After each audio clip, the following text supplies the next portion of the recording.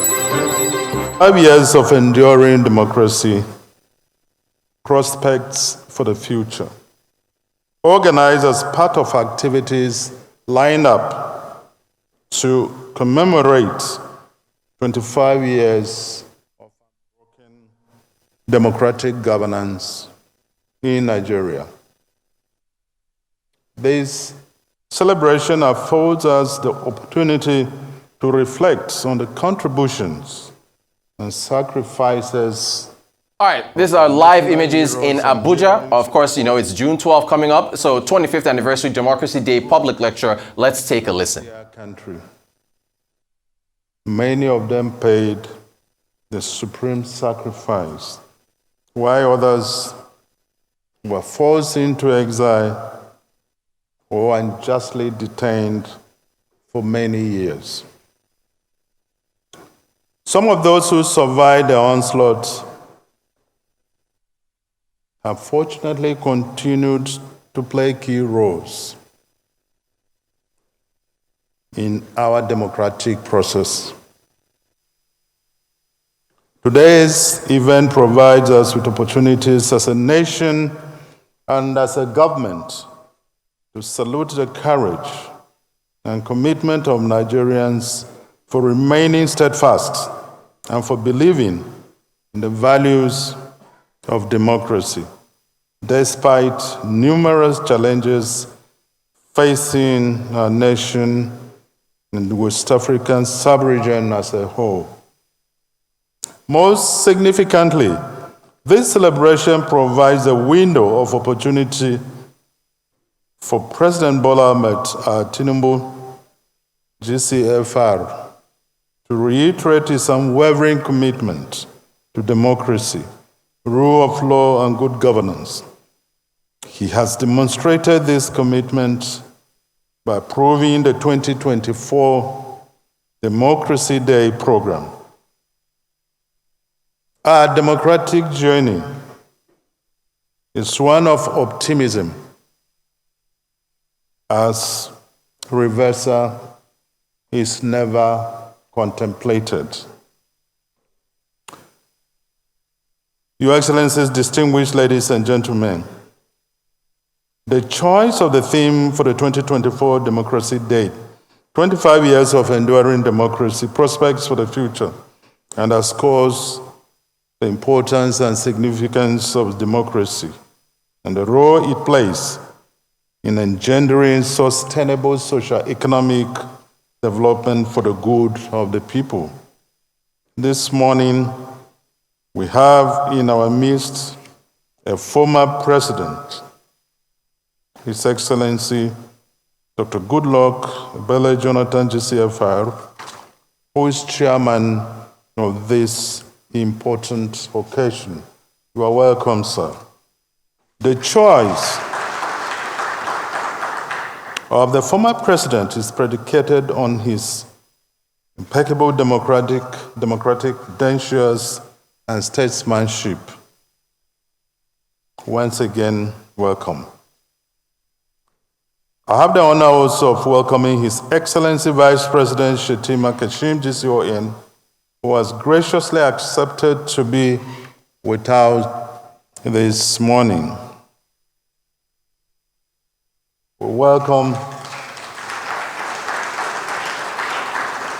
the representative of the President of the Senate, the Speaker of the House of Representatives, and other distinguished and honorable members of the National Assembly.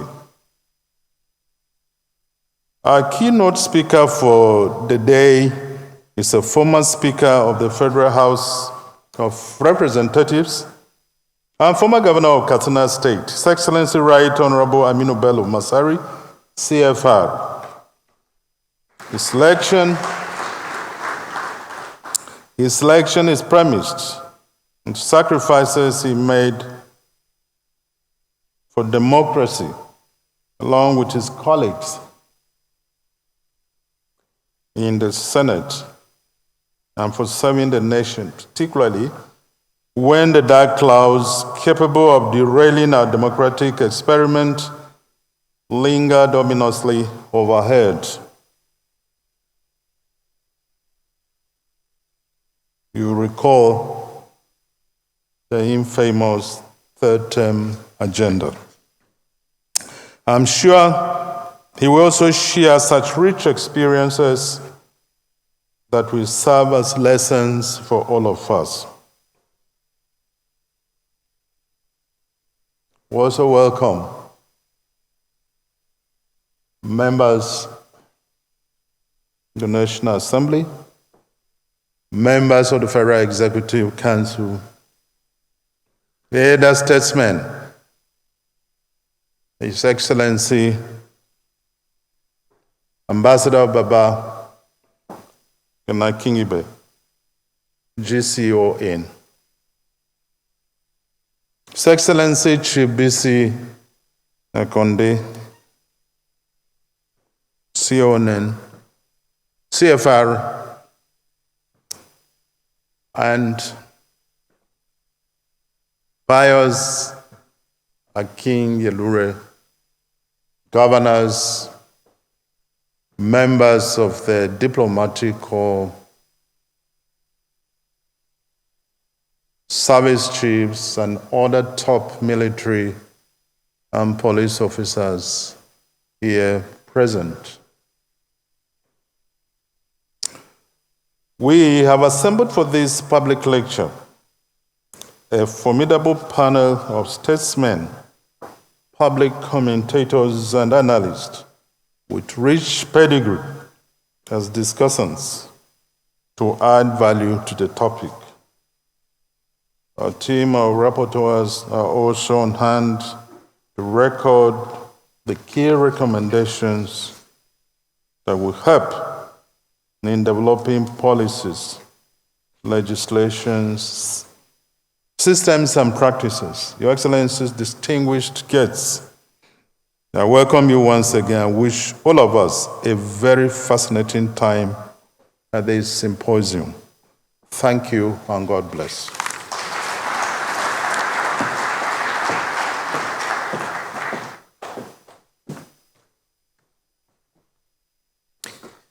Thank you very much, Secretary to the Government of the Federation, Senator George Akume. Your Excellencies, distinguished ladies and gentlemen, now may we put our hands together as I invite the Deputy Chairman of today's occasion, His Excellency Ambassador Baba Gana-Kingibe, GCON, to deliver his remarks.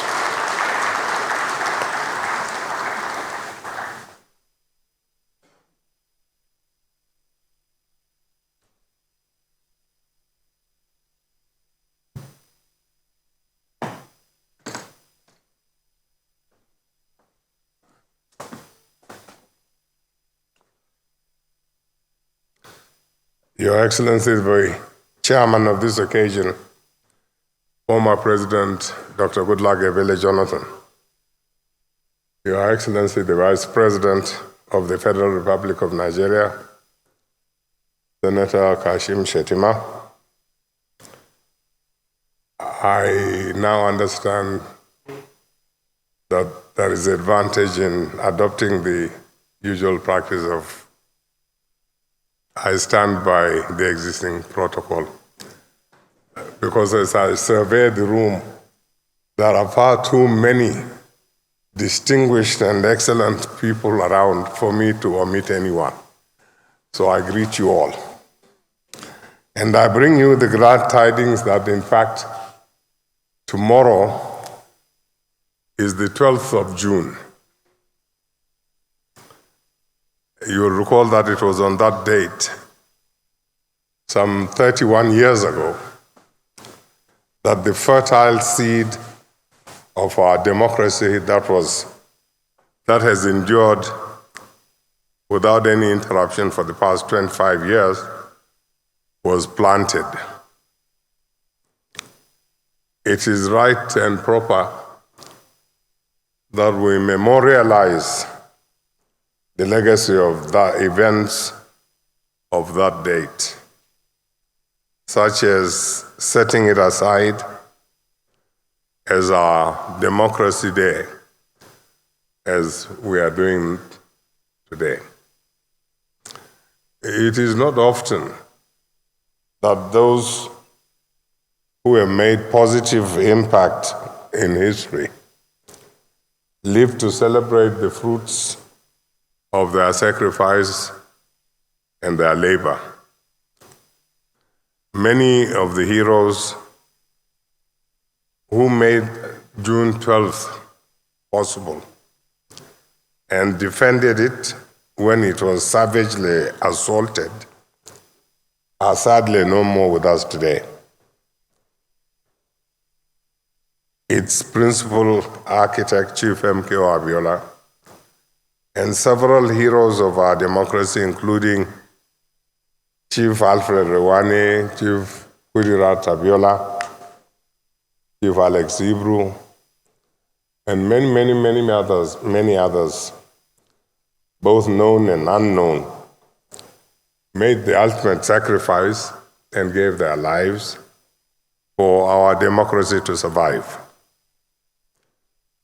Many went underground, with some like Chief Frank Kokori and many others being eventually hunted down and incarcerated. Again, many were driven into exile abroad to continue the struggle for democracy in Nigeria, and after victory to return and ensure its sustenance. We have the heavy duty to make sure that the sacrifices and the labor of these our heroes are not in vain. Indeed, it is a source of joy and satisfaction that for the second time, it is under the leadership of one of such heroes, President Bola Ahmed Tinubu, that Nigeria is marking June 12th as democracy. Life is full of ironies. I'm honored and grateful to the organizers of this lecture for inviting me to make some remarks here today. As indicated in the program and as narrated by the SJF, the keynote address will be delivered by His Excellency, the Right Honorable Aminu Bello Masari. His Excellency has put his stamp on the progressive development of our democracy from two critical advantage points. One, as a one-time Speaker of the House of Representatives, and secondly, as the immediate past governor of Katsina State. As has been announced, the chairman of this occasion, His Excellency former President Dr. Goodluck Ebele Jonathan, occupies a unique position in the annals of our democratic journey. He will always be remembered as the only incumbent president who, despite advice and pressure to the contrary, willingly and gracefully conceded the victory of his opponent in a hotly contested election.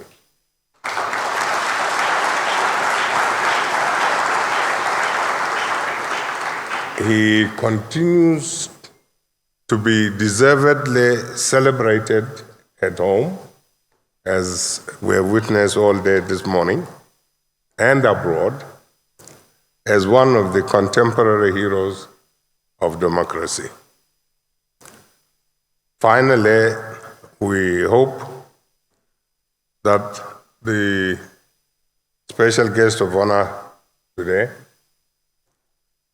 and the representative of His Excellency the President, who is a living embodiment and a true defender and practitioner of democracy, will of course give us his perspectives when he makes his closing remarks.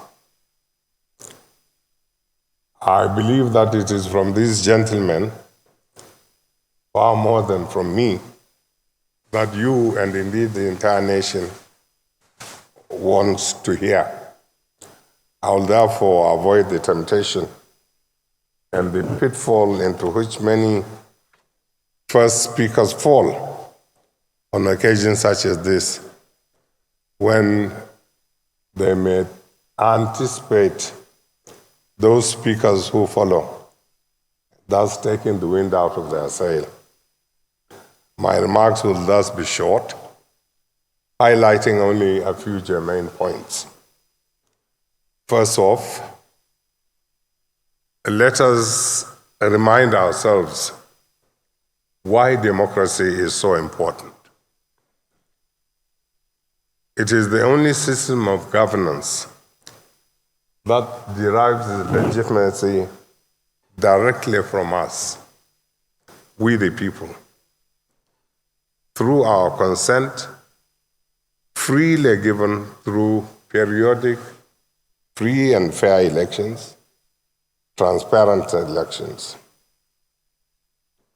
Over the last 25 years, we have held seven general elections, producing 5 presidents, 2 of whom completed their 2-term tenures. While we admit to a wide gap between theory and practice, we can at least draw satisfaction that democracy has provided Nigeria political stability and continuity in governance for the last 25 years. Furthermore, during this period of uninterrupted democracy, fundamental freedoms have been enhanced and generally protected. Personal freedoms to hold and express beliefs and opinions, freedom of association, freedom of the press, civil society activism, including trade union activism, etc., have all relatively prospered and thrived. Similarly, advancement of the rule of law and strengthening the democratic institutions of such as INEC, the judiciary, and the police have been ongoing work in progress. Efforts continue to be made to enthrone accountability through such mechanisms as parliamentary oversight and the work of anti-corruption and similar agencies. There is work to be done, but the beginnings have been made. So, government by the consent of the people, civil liberties and personal freedoms, the rule of law, strong institutions, and accountability are indeed some of the strong pillars on which democracy rests. You might ask whether we have succeeded in entrenching these pillars in the last 25 years. And of course, the straightforward answer is no. Building and sustaining strong democracies is a lifelong endeavor for any nation. It is always work in progress. Even older democracies, as shown by the just concluded European Parliament elections in Europe, and such as in the United States, which has been practicing democracy for the last 250 years, they are still grappling with the challenges of perfecting their democracies. You will thus see why, if I say that relatively speaking, and given our young democratic life of only 25 years and our very wide national diversity, you will see why I would say that we're not really doing badly after all. The final point which I would like to touch upon is the need for us to make a distinction between democracy as a system and governance as a process. Winston Churchill was stated to have said something to the effect that democracy produces an imperfect form of government, but no better alternative has yet been invented. Here in Nigeria, we have come to the conclusion that the worst civilian government is better than the best military regime. Both these sentiments reflect the general frustration at the failure of democratic governments to always deliver expected services in a timely and tidy fashion. Democratic governance is not easy. Every one of our governments of the last 25 years had endeavored with mixed successes to confront a myriad of national challenges pertaining to security, to economic prosperity, to inclusion, population explosion, unemployment, fair and even development, corruption, national cohesion, infrastructural deficits, provision of social services such as education and health and housing. The list goes on.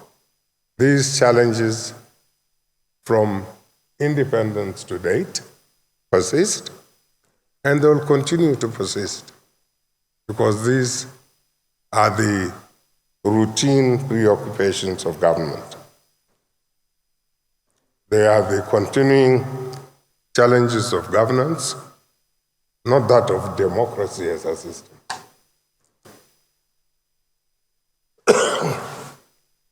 In confronting them, governments determine their priorities and make their choices.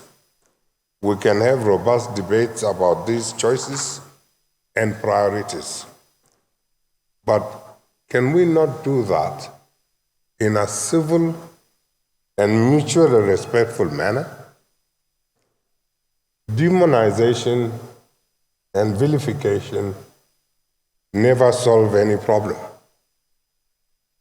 They are only weapons to which those who run out of argument resort.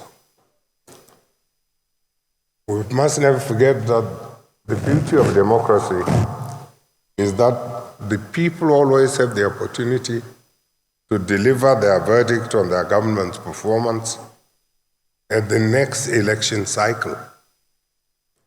Until then, everyone's patriotic duty is to be patient and extend the maximum cooperation possible so that as a nation, we succeed together. For our government's success is our collective success.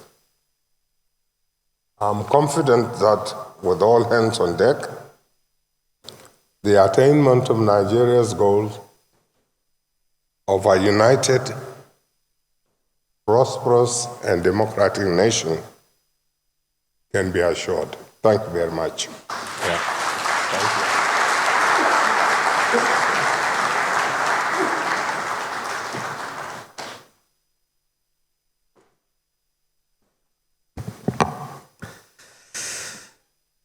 His Excellency Ambassador Babagana Kingibe, GCON.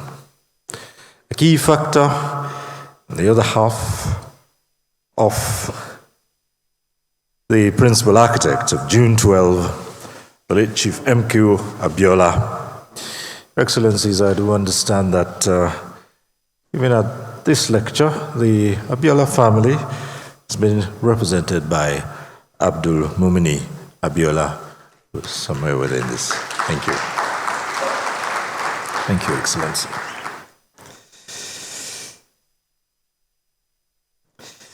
And now for the purposes of delivering the opening remarks at this public lecture, let me invite one who's been generally acclaimed, even by the words of the last speaker, has been a key factor in the sustenance of this 25 years of democracy which Nigeria enjoys today. Distinguished ladies and gentlemen, please put your hands together for former President of the Federal Republic of Nigeria, Dr. Goodluck Ebele Jonathan, GCFR. Thank you.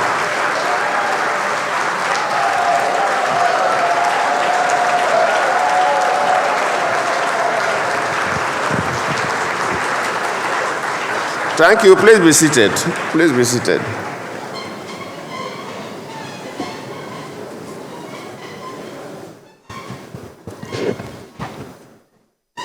Let me appreciate His Excellency Senator Kashim Shettima, the Vice President, who is here in his own capacity and also representing the President. Thank you for being with us. His Excellency Senator George Akume, the Secretary of the Government of the Federation, thank you for organizing this program and inviting us to come and be with you. The Deputy Chairman, you are actually not Deputy, but Co-Chair. Ambassador Kingibe, thank you for your brilliant speech. Members of the Diplomatic Corps, thank you for coming to honor this country today. Our keynote speaker and my good friend, the former governor of Katsina State, His Excellency Right Honorable Aminu Bello Masri, will be happy, will listen to you because you are the key actor today. The Governor of Katsina State, His Excellency Umar Rada, Head of Service, distinguished senators, and other members of the National Assembly that are here with us, our honorable ministers are here with us, our service chiefs, Inspector General of Police, heads of security and intelligence services that are here with us, our senior government functionaries, our elder statesmen, and our leaders. And let me also appreciate the representative of Abiola family, distinguished ladies and gentlemen. I am pleased to join all of you at this very significant event today. I thank the federal government for inviting me to chair the 2024 Democracy Day Anniversary Public Lecture, a very momentous occasion to mark our nation's 25 years of uninterrupted democratic practice. I may not say much because I'm to chair the occasion. We listen to Masari, the keynote speaker. And like Kingibe said, he's very, very competent. I remember when we just came in 1999, before we know, the House of Representatives become another thing. There was an attempt to impeach a sitting president. And nobody knew where that would have ended us. But along the line, Masari took over and stabilized the House until he left. And again, he had just finished serving as the governor of Katsina State. So it's a good material to speak well. I also know the discussant that Kadaria is a well-known voice. Hamzat, Lawal, and Chido, these are known voices among very young people.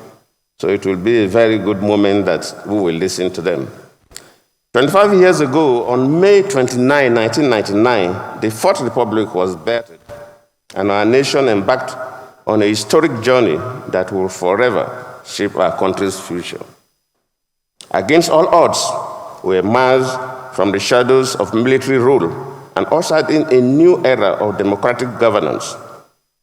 The achievement is a testament to the resilience, courage, and unwavering determination of the Nigerian people. At this point, Let me commend His Excellency General Abdulsalami Abubakar, who stood against all temptations and pressure to prolong military rule in Nigeria.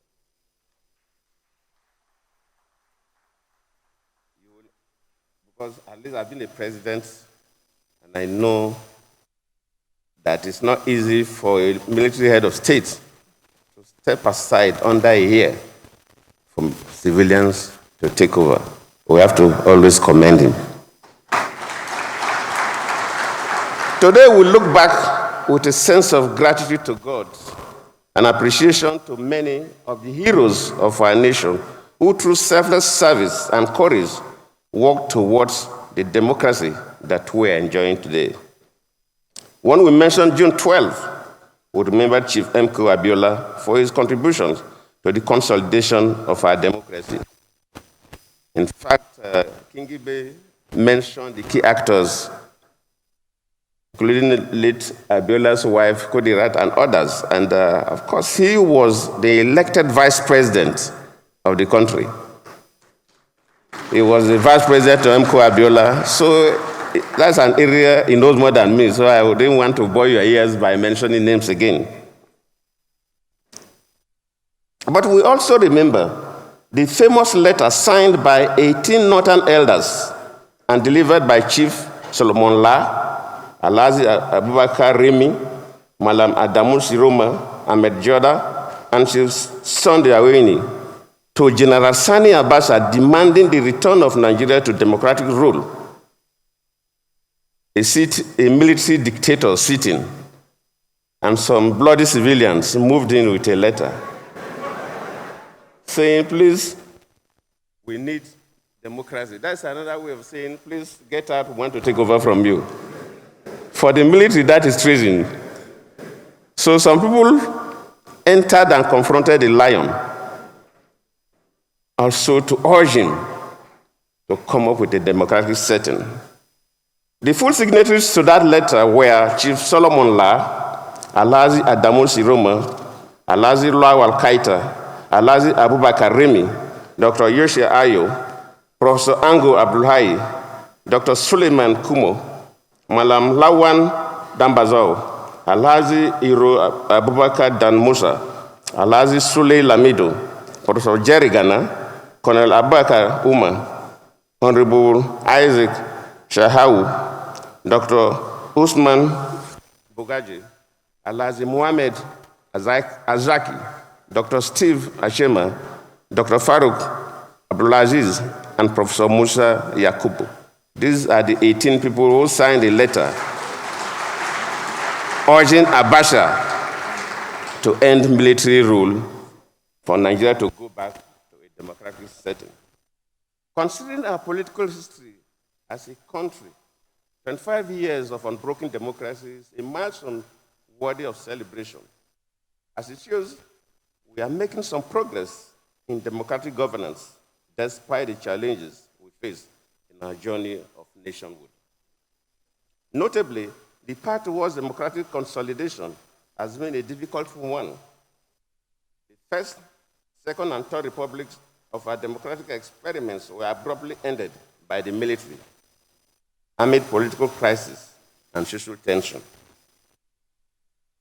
But after the G8 letter of Solomon La and others, on May 8, 1998, members of the G34, in a letter signed by Dr. Alex Ekweme, the former vice president, had also urged General Abacha to reject his adoption as presidential candidate and quit power.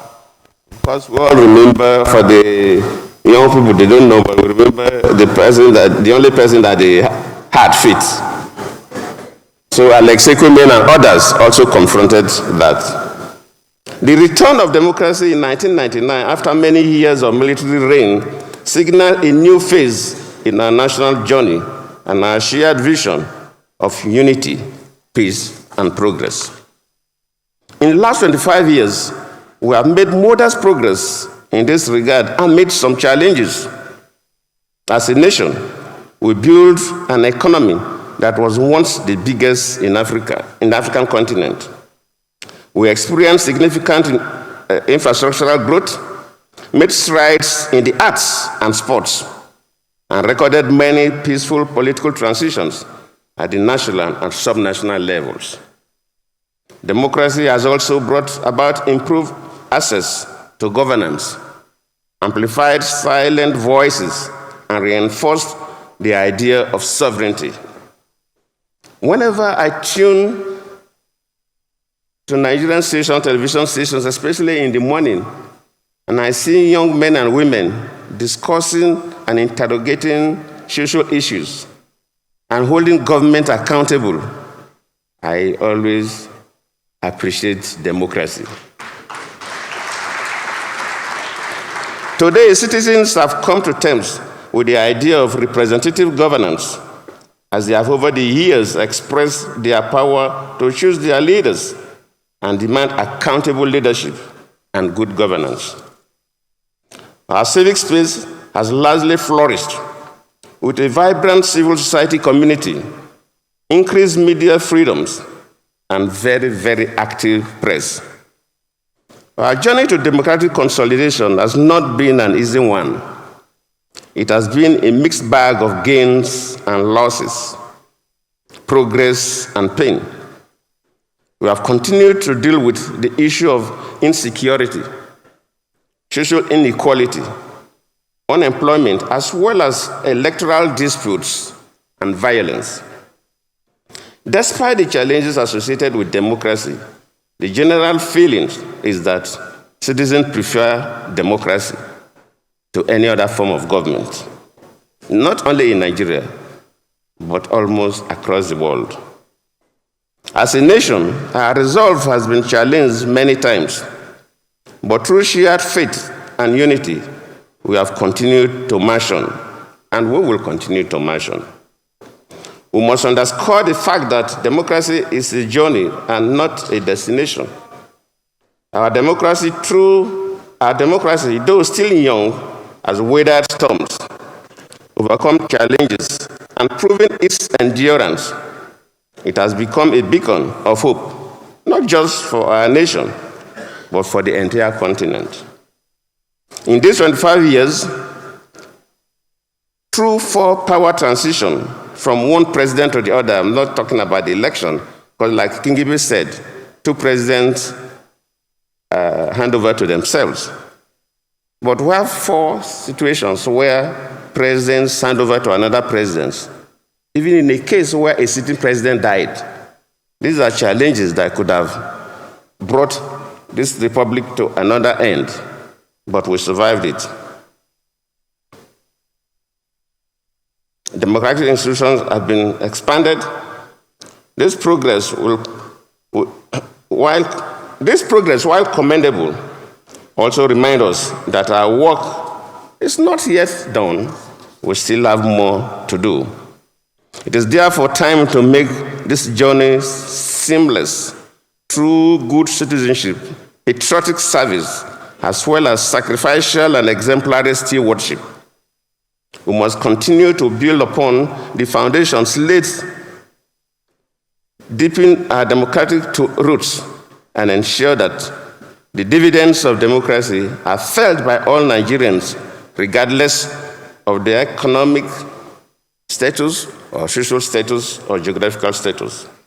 For democracy to yield its desired dividends, the political class and elite must lead by example and work with unity of purpose to guarantee peace and social justice to the citizens.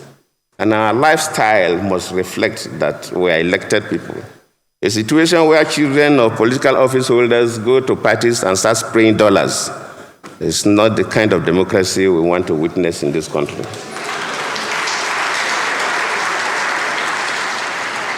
We must work together despite our political differences, accommodate our diversity, and prioritize policies that will impact the lives of our citizens. As we project towards celebrating a golden jubilee of our uninterrupted democracy, which I believe we will. We are celebrating 25 years. We'll also celebrate the golden jubilee.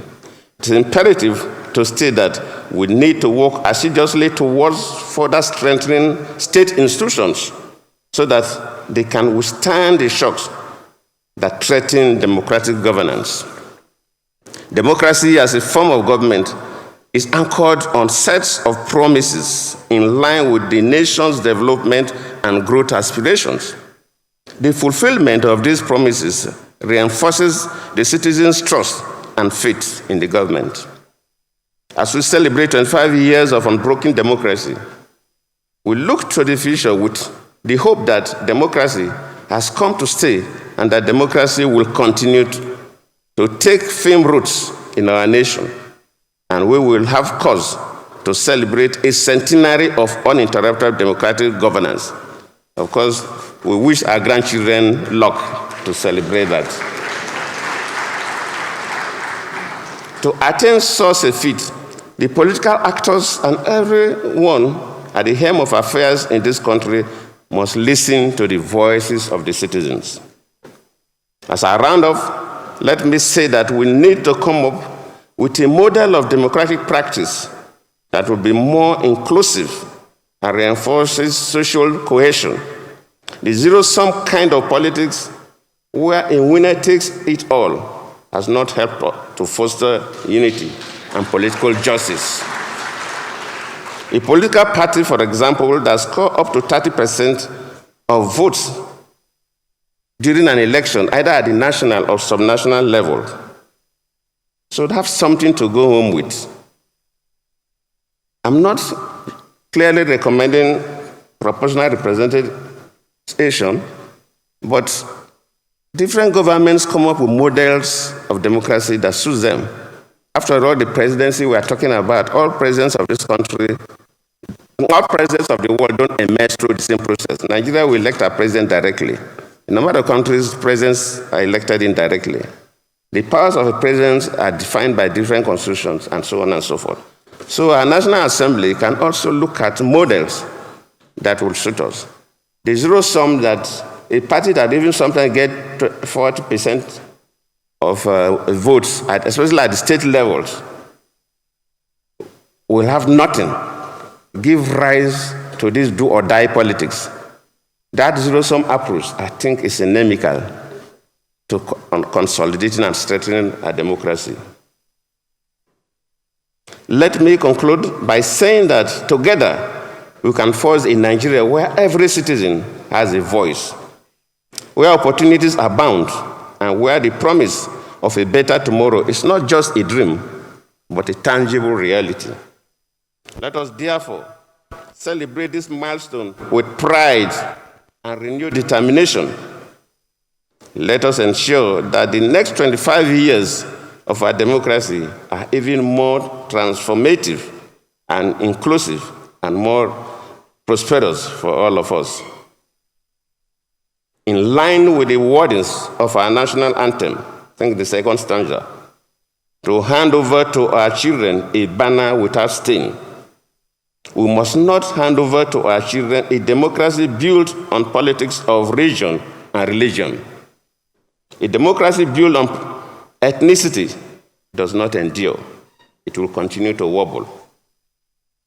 So for the Honorable Vice President, you represent also the President. For me, we are hoping that you build more infrastructure for us, improve the quality of education, health facilities, etc., etc.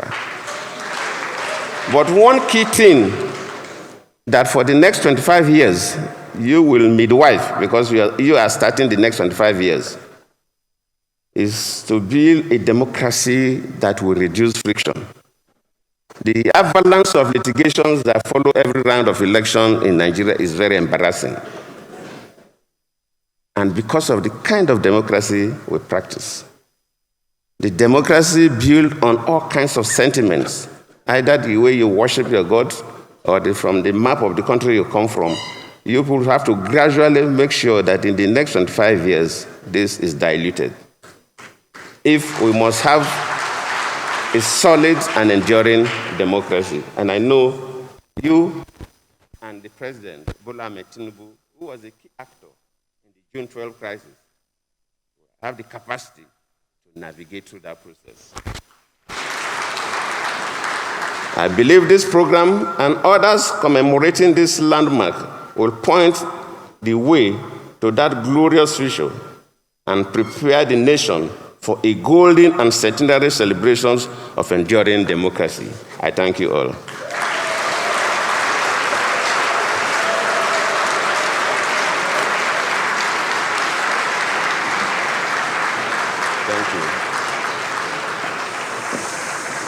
Distinguished ladies and gentlemen, please put your hands together one more time for His Excellency Dr. Goodluck Ebele Jonathan, former President of Nigeria. And let me say thank you, Your Excellency, for that little lesson in Nigeria's history.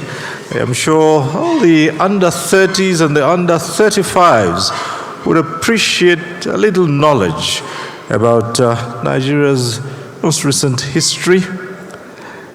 And of course, the reminder of who the cap fits.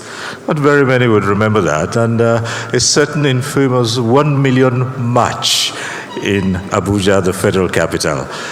Of course, not forgetting the very difficult constraints under which the fourth estate of the realm had to operate in those days, including yours sincerely. Thank you once more, Your Excellency. And now for the lecture that we've all been waiting for. 25 years of enduring democracy, prospects for the future. So as we have a seamless transition from the delivery to the discussions, may I crave your indulgence to invite the discussants to take their seats by my right here, so that as soon as the guest speaker has finished delivering the lecture, they would immediately do the discussions. And let me call on the discussants. Kadari Ahmed, please take your seats there. Hamzat B. Lawal and Chido Onuma. Please be seated before I invite our guest speaker. Thank you so very much. We're looking forward to you dissecting this lecture once it's done.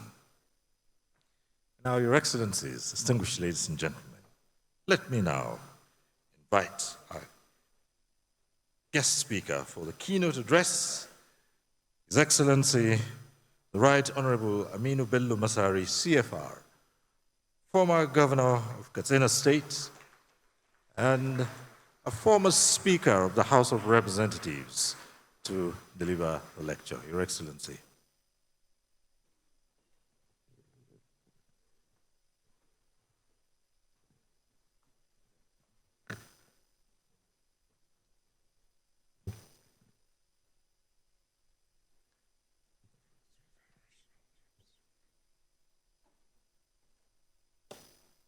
Your Excellency, the former President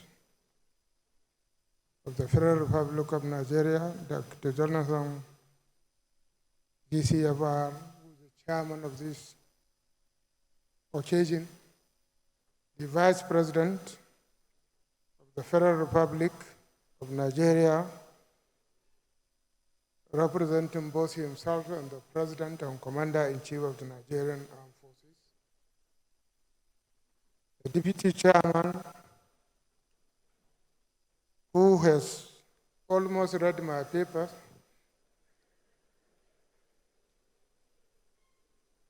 Ambassador Babagana Chingibe, GCON, the Secretary to the Government of the Federation,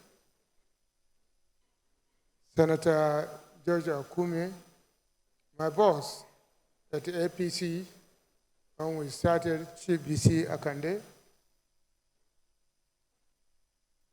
my governor, the governor of Katsina State, Dr. Dukko Umar Radda, Your Excellencies, Honorable Ministers, Diplomatic Corps, please permit me to stand on existing protocols, because I cannot call everybody that is here. Mr. Chairman, permit me to start this short address with two things. The first is to express my profound gratitude by Allah's special mercies, I've been lucky to be more than an ordinary participant in our democratic journey in the last 25 years, serving first as a parliamentarian. I thank Nigerians for giving me the opportunity to serve at the highest levels, and I thank you for finding me worthy of delivering the keynote address at one of the activities marking a major milestone of our democracy.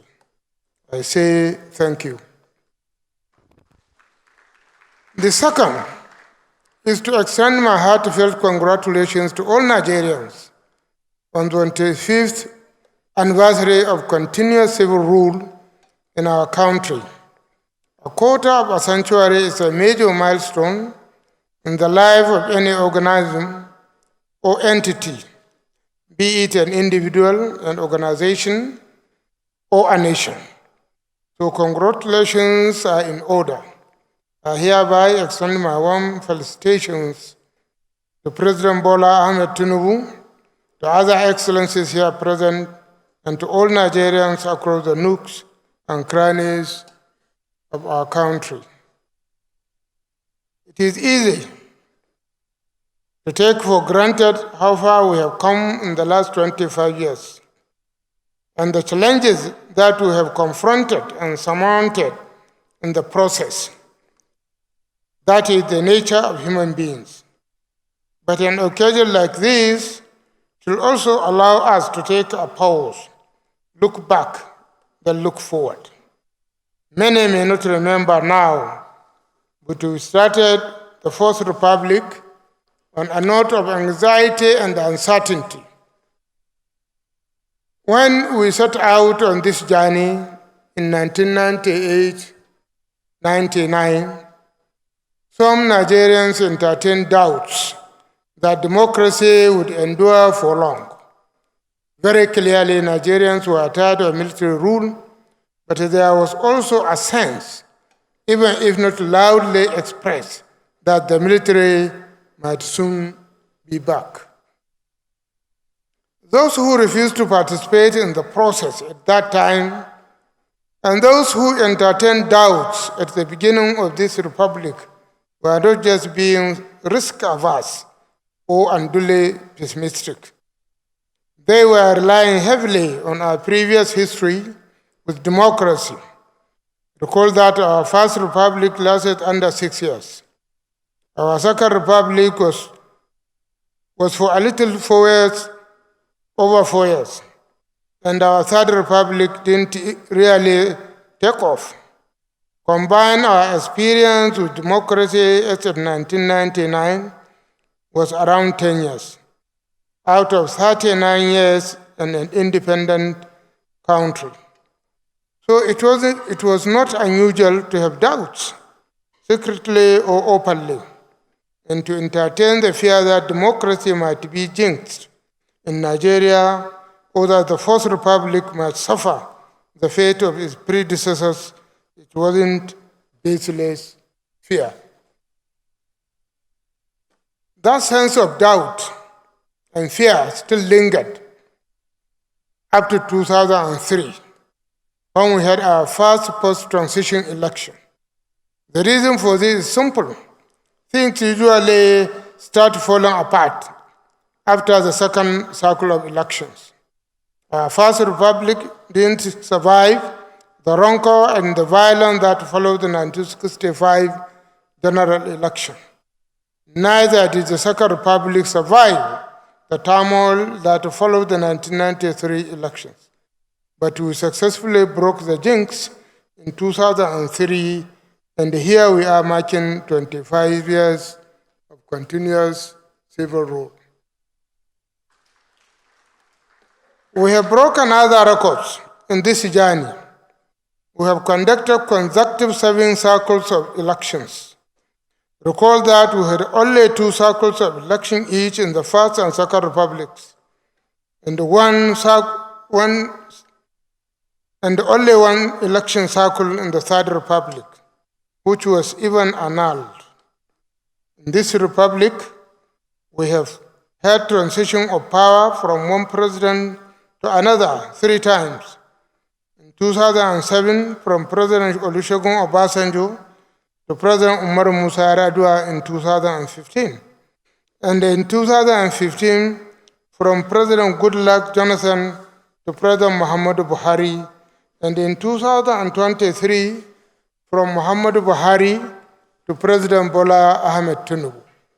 We didn't have such a privilege in the 3 previous election republics. We have also had 2 presidents who served out 2 terms of 8 years, and who have also had the transfer of power from one party to another. We didn't have any of such in earlier republics. Over time, too, our elections have become more competitive, as we all see from the results of 2023 elections.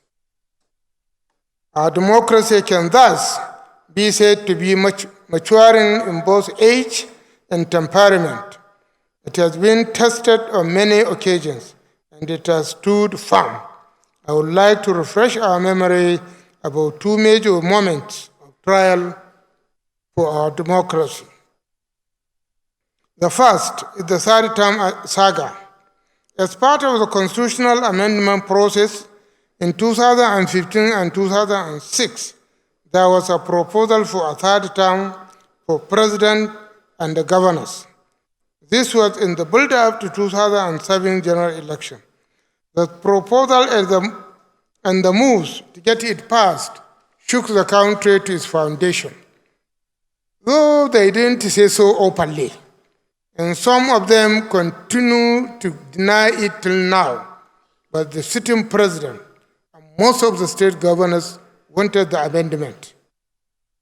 The advocates argue that more time would be needed to deliver sustainable development. Those opposed to it felt that it was immoral for the proponents to be the beneficiaries and that it could lead to life presidency and possibly dictatorship. I was the Speaker of the House of Representatives then, and I was privileged to be in the front row as history was unfolding. On 6 May 2006, the 3rd term agenda was defeated. The country heaved a loud sigh of relief. It is important to remind ourselves that a major test came at a time when the Fourth Republic was still in its infancy. The Republic was just 7 years old at that time. The second test came also early in the day.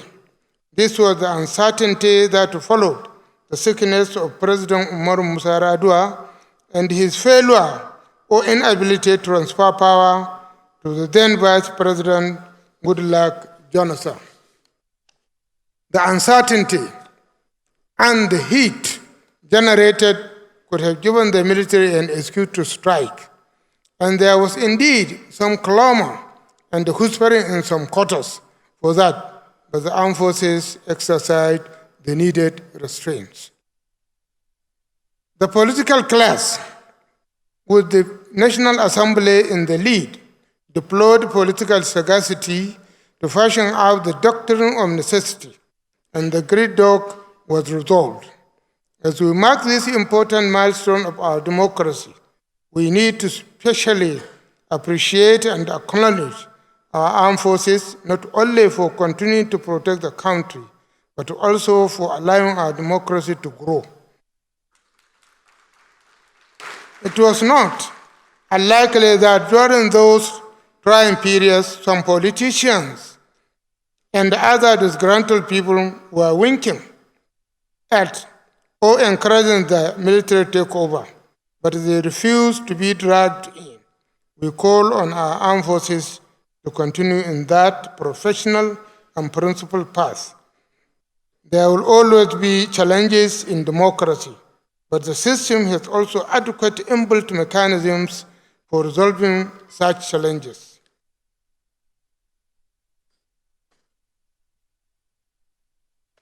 We have faced other key challenges, chief of which is lingering insecurity and the threat posed to the security of life and property by terrorists, bandits, and insurgents in different parts of the country. But we have also made progress in many other areas in the last 25 years. Look around Abuja and go around the country and compare the level of physical, social, and human development in 2024 and that of 1999. It is easy to take some of these things for granted. This is not to say we couldn't have done much better, especially in the management of our economic and social affairs, and in terms of making the country more secure. We could have done better.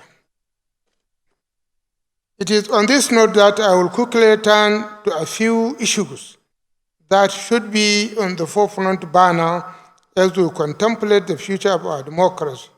I will make 5 points in this regard.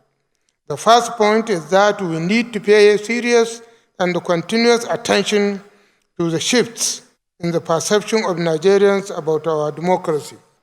It is easy to think that our democracy can continue to weather the storms because we have had 25 years of unbroken civil rule.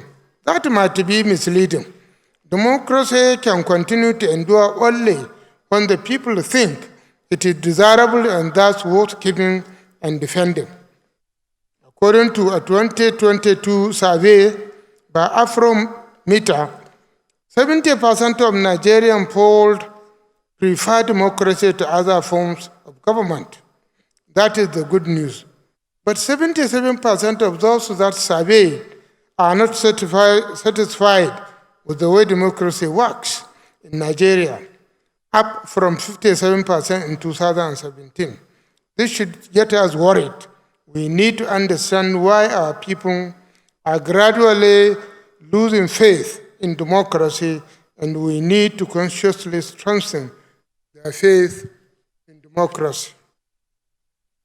The second point, which is related to the first, is that we need to put more efforts in delivering the benefits of democracy to the vast majority of our people. Democracy as an idea is great, but people cannot eat it. Scholars such as Amartya Sen, the economist Nobel laureate, talk about instrumental value of democracy, which is about how democracy should serve as an instrument for a bridge to a better life for the people. Our people call it in Nigeria dividends of democracy. People do not want democracy for its sake. They want democracy to translate to material benefit to them. They want concrete dividends from democracy. We thus need to redouble our efforts to eliminate poverty, reduce inequality, deepen human capacities, and expand opportunities in our society. My third point is that we need to pay special attention to the needs and the mindset of our youth. The youth constitute an overwhelming majority of our population today.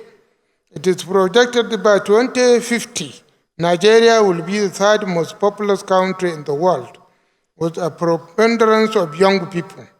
Nigeria can become a global economic powerhouse if we harness the full potential of our youth. To realize this benefit, the so-called demographic dividend, we need to create the enabling environment for our youth, and by extension, our country to thrive. Most of our youth are not satisfied with the system today, and they are checking out of the country in large numbers, mostly because of lack of opportunities for them to actualize their dreams. Let's create the opportunities for them to stay back at home and contribute their quota to the development of our country.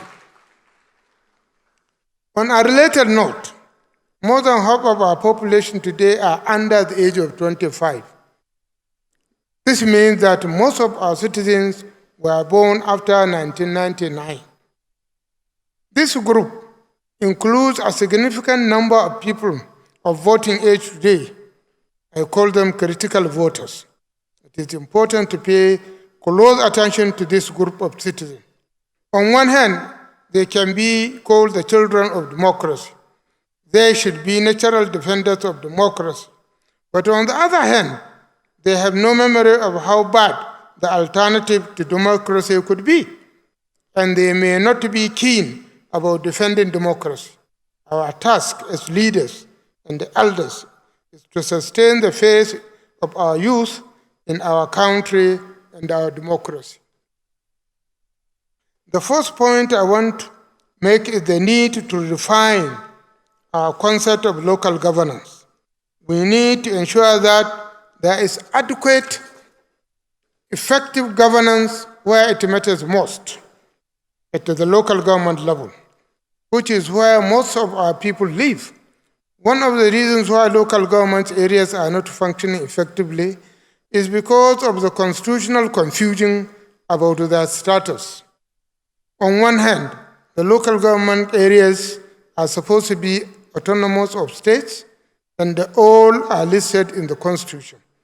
But the same Constitution creates joint accounts for state and local government areas, put the local government areas under supervision of states, and mandate the state parliament to make laws for LGAs, for local government areas.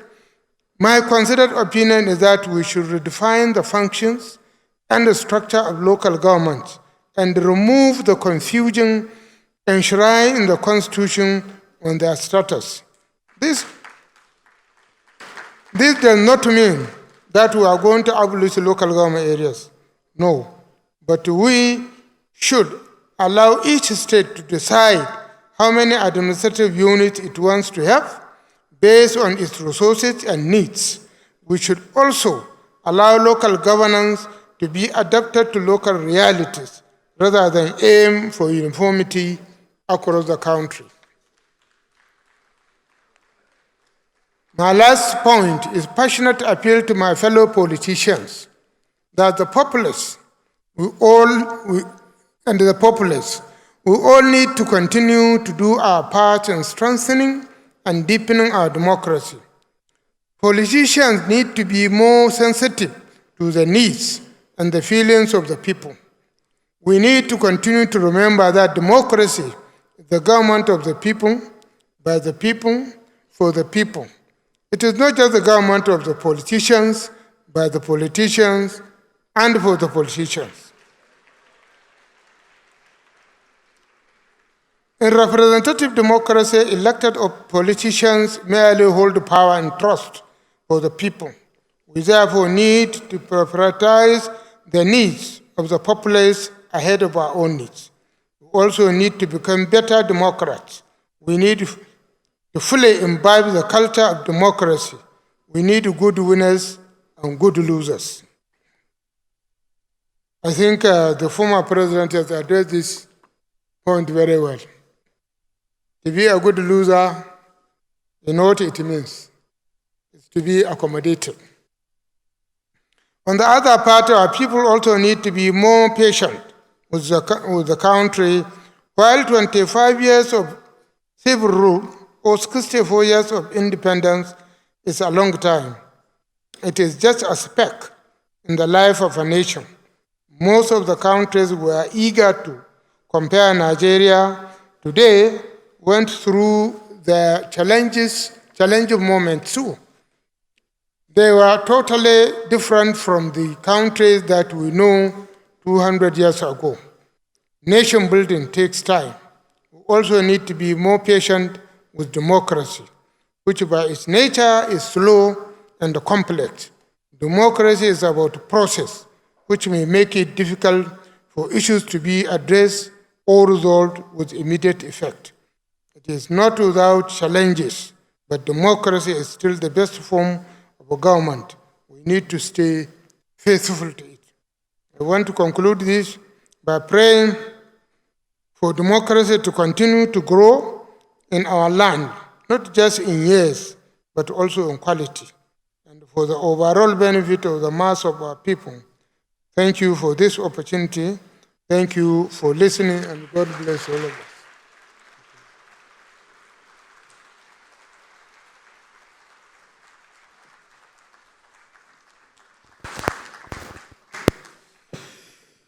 Thank you very much, Your Excellency. Our guest speaker, former governor of Katsina State and former Speaker of the House of Representatives. And that was the keynote speaker for the day, former governor of Katsina State, Aminu Masari, speaking live at the 25th anniversary of the Democracy Day Symposium, being held now at the State House Conference Center of the Presidential Villa in Abuja. We've had a few notable speakers gracing the occasion this early afternoon, including the chairman of the occasion, Babagana Kingibe, and the secretary to the government of the Federation, George Akume.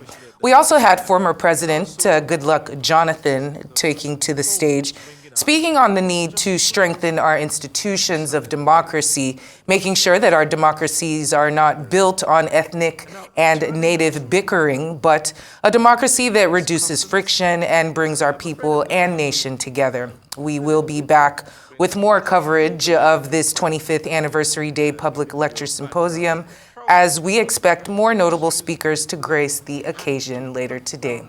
Stay tuned, you are still watching Newsday.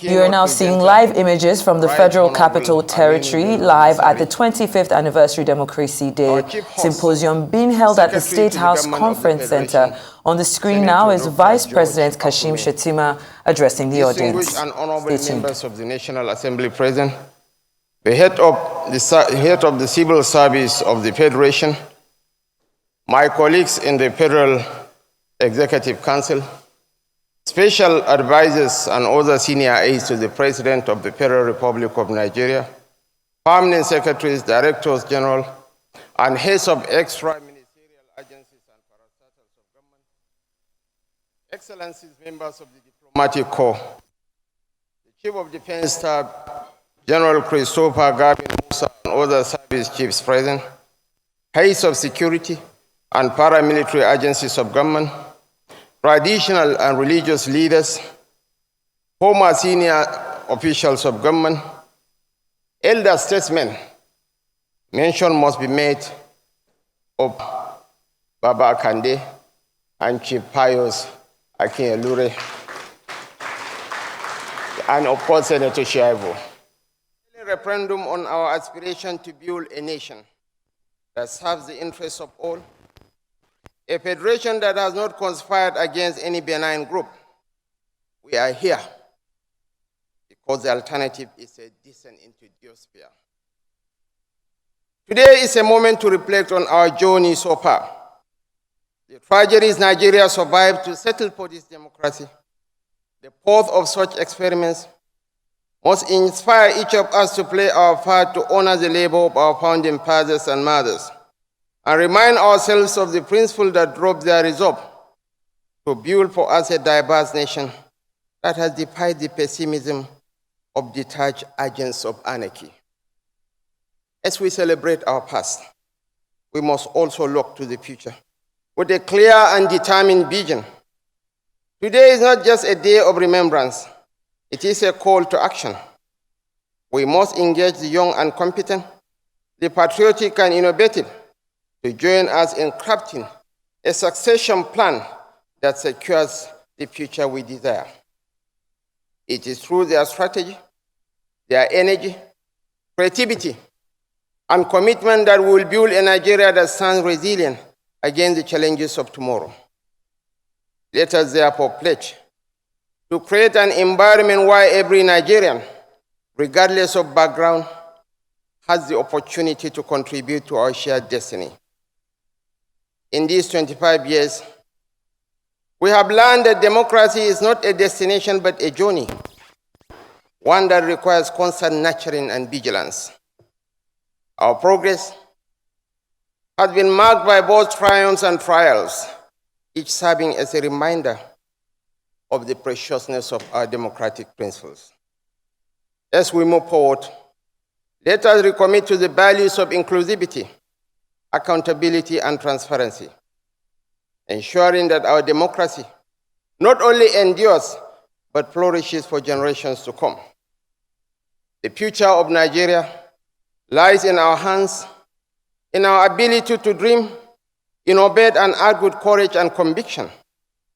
Let us embrace this moment with a renewed sense of purpose, knowing that the path we tread today will shape the Nigeria of tomorrow. This is an invitation for each of us to participate in building a nation where every voice is heard, where every potential is realized, and where every citizen is empowered to contribute to the collective good. Your Excellencies, distinguished ladies and gentlemen, I crave your indulgence to pay tribute to one unsung hero of this democratic journey. Nigerians suffer from memory amnesia, but it is pertinent to remind us that some 3 years ago, there was a clamor robustly funded for a northerner to succeed President Muhammadu Buhari. It came with a crescendo, again robustly funded and supported. In those days, a tendency emerged within the ruling party. Some of the dramatis personae are alive today. One of them is Right Honorable Aminu Bello Masari.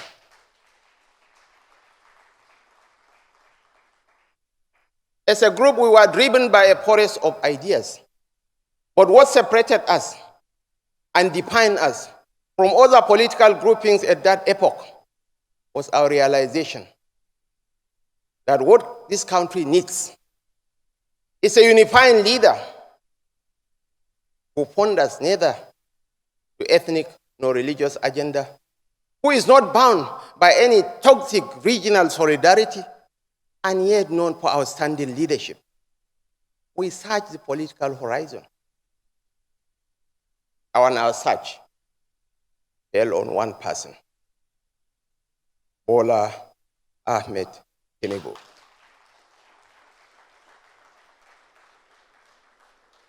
Martin Luther King said, the ultimate measure of a man is not where he stands at times of comfort and convenience, but where he stands at times of challenge and controversy. Your Excellencies, distinguished ladies and gentlemen, the road, the path that led us to Bola Ahmed Tinubu did not happen by chance. This is a man who had shown a ferocious penchant, who has shown a commitment to sacrifice his comfort, a propensity of sacrificing his own well-being for the enthronement of democracy in this country.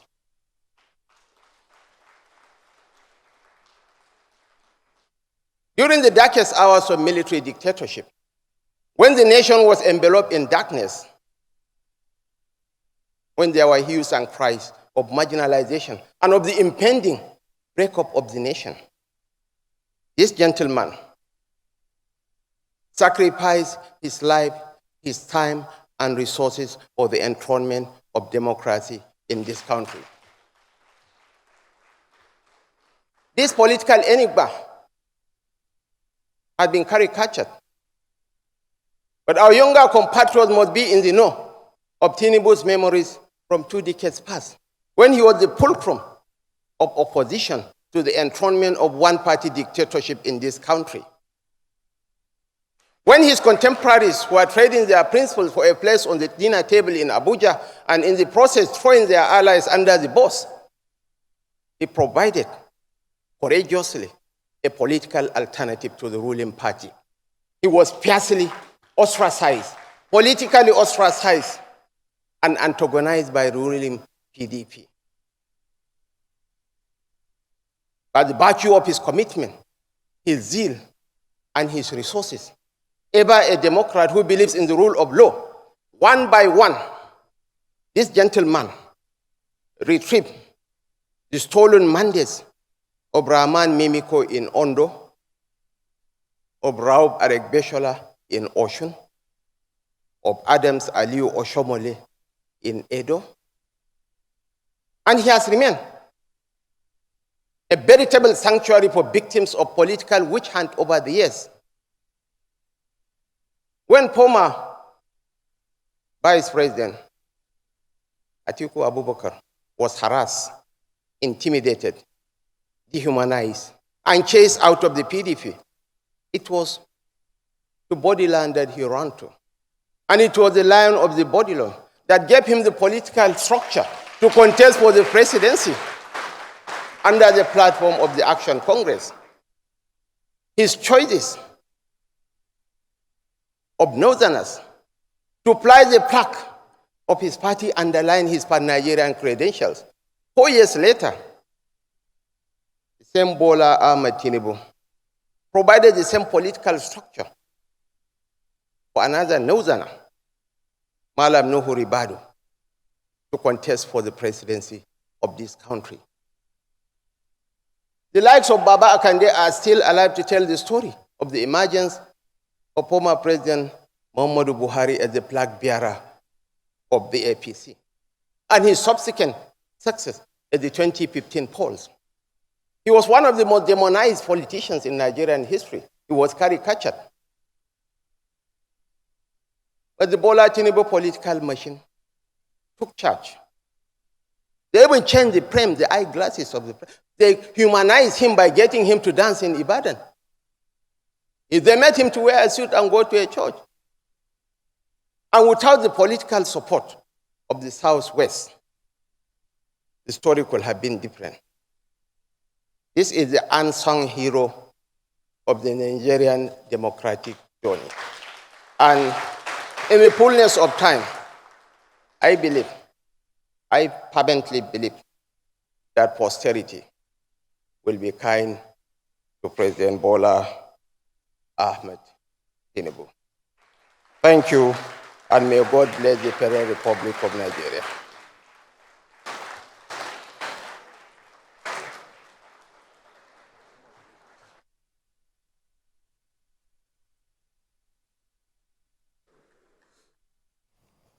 And we are still live at the 25th Anniversary Democracy Day Symposium being held at the State House Conference Center of the Presidential Villa in Abuja, where we just had Vice President Kashim Shettima wrapping up his speech after a slew of other notable speakers who graced the occasion and took to the stage as well, including the chairman of the occasion, Babagana Kingibe, the secretary to the government of the Federation, George Akume, and former President Goodluck Jonathan. More on this as we cover the proceedings throughout the day. Please stay tuned here on Newsday.